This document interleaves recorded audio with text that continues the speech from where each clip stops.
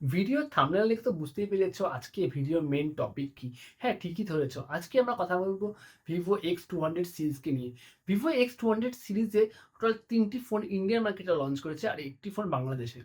৩টি ফোনের মধ্যে Vivo X200 Pro, Vivo X200 আর Vivo X200 FE। এই X200 FE নিয়ে আমি আগেই ভিডিও বানিয়েছি, তার লিঙ্ক আমি এখানে দিয়ে দেবো। তো আজকে কথা বলবো Vivo X200 কে নিয়ে। তো Vivo X সিরিজ মানে এটা ফ্ল্যাগশিপ সিরিজ Vivoর তরফ থেকে। আগেরবার লঞ্চ করেছিল Vivo X100, তো এবার লঞ্চ করেছে Vivo X200। তো আজকের এই ভিডিওতে দেখবো Vivo X200 কিরকম পারফরমেন্স করছে এরকম প্রাইসের মধ্যে। এই ভিডিও লাস্টে দেখবো এই ফোনের ভালো দিক আর খারাপ দিক সবকিছুরই কথা বলবো। তাই চলো আজকের এই ভিডিওটি শুরু করি। আমার নাম স্বর্ণেন্দু আর তোমরা দেখছো টেকশিয়া।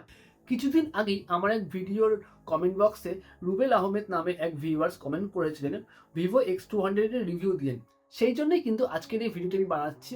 আর তোমাদেরকেও বলে রাখি, তোমাদের যদি কোনো মোবাইল বা প্রোডাক্টের উপর এরকম রিভিউ পেতে চাও তাহলে অবশ্যই আমাকে কমেন্টে জানাও, আমি সেটা নিয়ে ভিডিও বানাবো।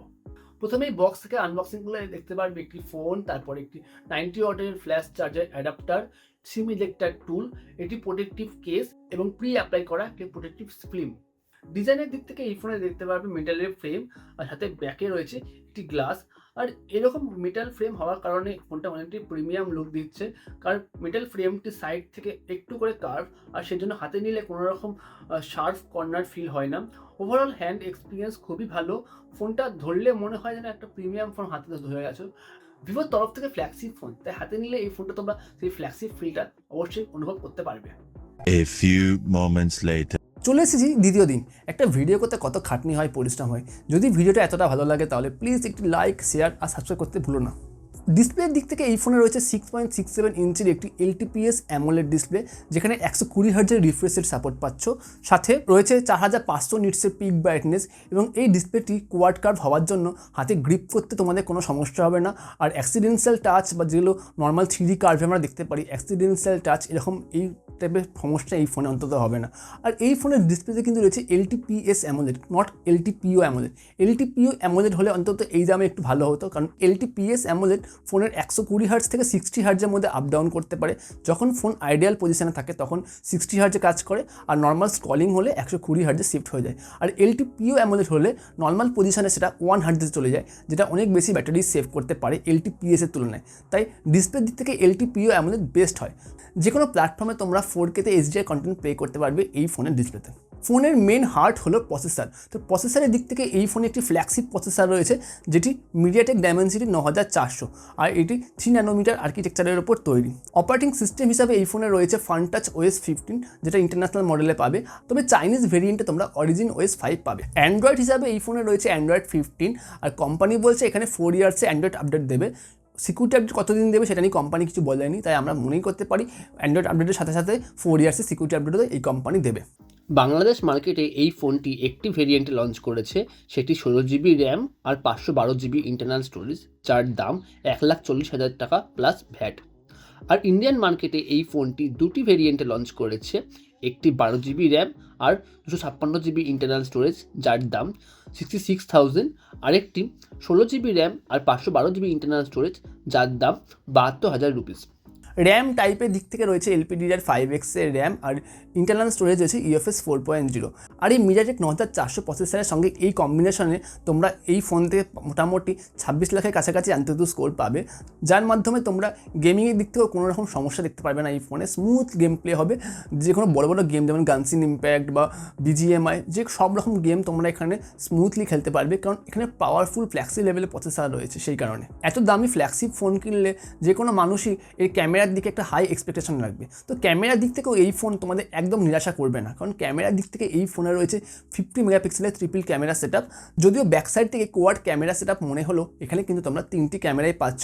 মেন ক্যামেরা রয়েছে 50 মেগাপিক্সেলের সোনি IMX921 এর একটি সেন্সার, যেখানে OIS রয়েছে, সাথে 50 মেগাপিক্সেলের একটি আলট্রা ওয়াইড লেন্স, যেখানে 119 ডিগ্রি অ্যাঙ্গেল তোমরা কভার করতে পারবে, সাথে 50 মেগাপিক্সেলের সোনি IMX882 এর একটি টেলিফটো লেন্স, যেখানে তোমরা আপ টু 3x পর্যন্ত অপটিক্যাল জুম করতে পারবে।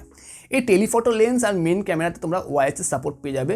OIS থাকার কারণে যে কোনো সিচুয়েশানে ফোন কিন্তু স্মুথ পারফরমেন্স করবে, কোনো রকম হাত শেক হলেও এই ক্যামেরা কোনো রকম শেক হবে না। আর নাইটের দিক থেকেও OIS কিন্তু খুব কাজ করে।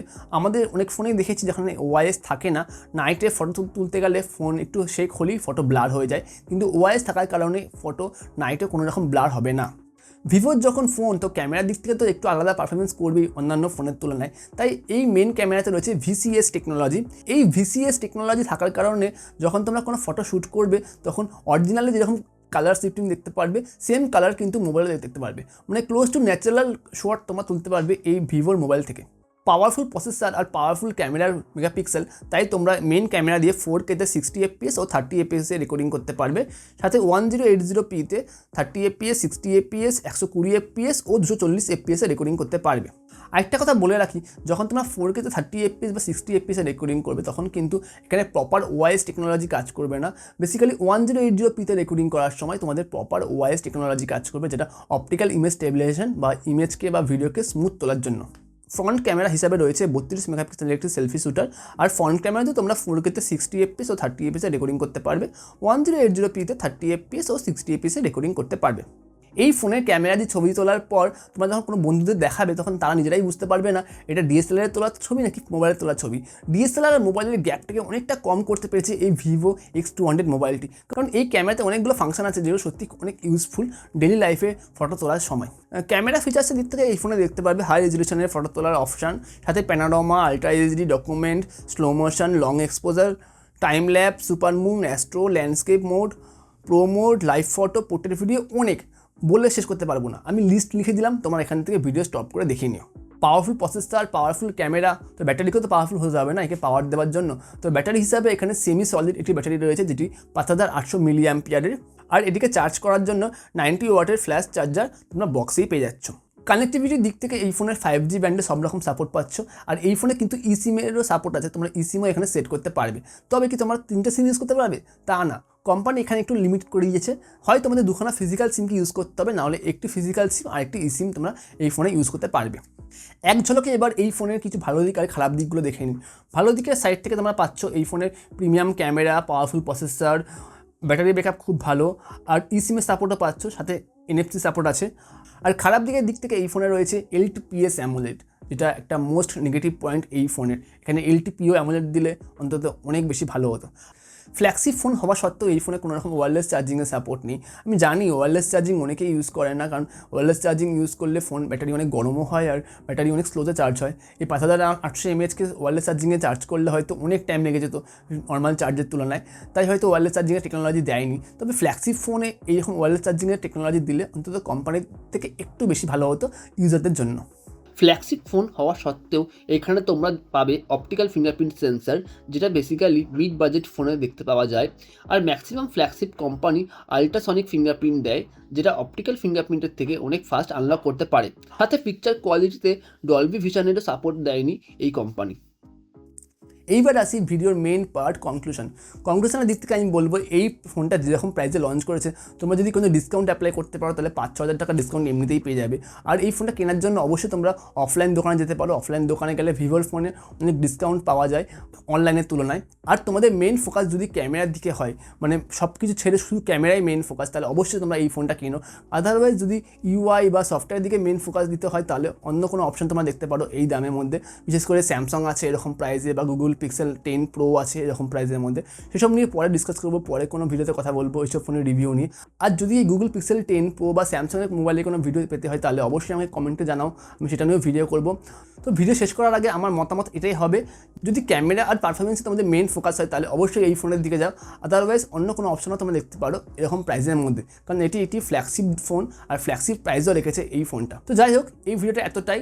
যদি এই ভিডিওটা ভালো লাগে তাহলে প্লিজ একটি লাইক, শেয়ার আর সাবস্ক্রাইব করতে ভুলো না। আজকের মতন এখানেই দেখা হবে পরবর্তী কোনো ভিডিওতে। টাটা।